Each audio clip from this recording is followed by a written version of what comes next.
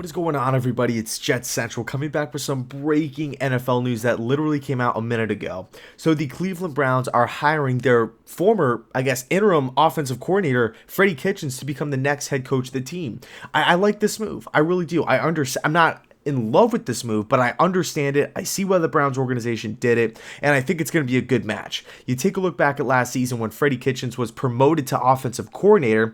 When they got rid of Todd Haley and Hugh Jackson, they promoted Williams to head coach. They promoted Kitchens to offensive coordinator. All of a sudden, this Browns team with a ton of talent on it was fine. Things were starting to click, right? Things were starting to kind of align for the Browns organization. They have so much talent on that team. I've been saying that actually for years now, and year after year, it just, you add a little bit more talent. You add a little bit more talent.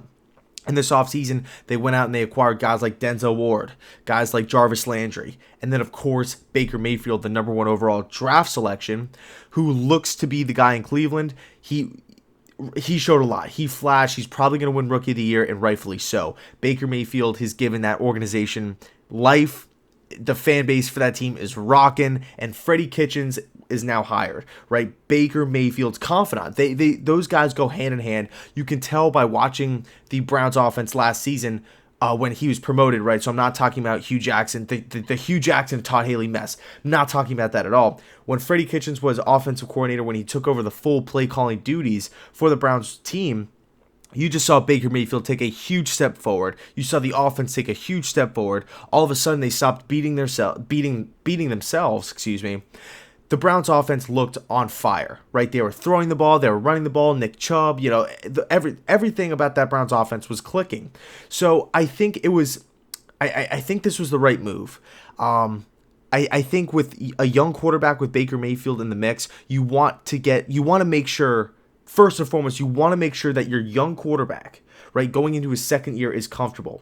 You don't want to hire a guy that the young quarterback is going to have a hard time working with, might not fit in the system. You want to make sure that he is comfortable and put in the best position to have success.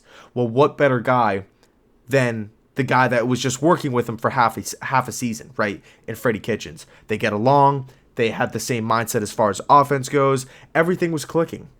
So I see why the organization made this move. Now, I will say I feel as though Kitchens really put the pressure on the organization when he said that if he wasn't going to become the next head coach of the team, he was not going to come back at all. And I feel like that really ramped up the pressure for Cleveland to get the job done. Now, I will say it's going to be interesting to see what happens with Greg Williams. I would have to assume, this isn't for sure, I don't know this, but I would assume Williams falls back into the defensive coordinator role. I don't know, because now Freddie Kitchens is, the guy in charge, right? He's going to be making the decisions. If he doesn't want Williams there, he's not going to be there. But I would assume that Williams is going to be there. I like Williams a lot. He brings he brings that toughness to the team. He brings accountability, that discipline to the team. And with that young Browns defense, I mean, you have playmakers all over the field. Buddy Calhoun, Jabril Peppers, Myles Garrett. Larry Ogunjobi is another guy I really like. Emmanuel Ogbah, and then on the outside, Denzel Ward. You got Jamie Collins as well. I really like, and Christian Kirksey. I really like this Browns defense. They have so much young talent on that team, and I feel as though you need a guy in that building, a veteran presence in that building that has won games before, that has shown that he can coach great defense. And Greg Williams is that guy.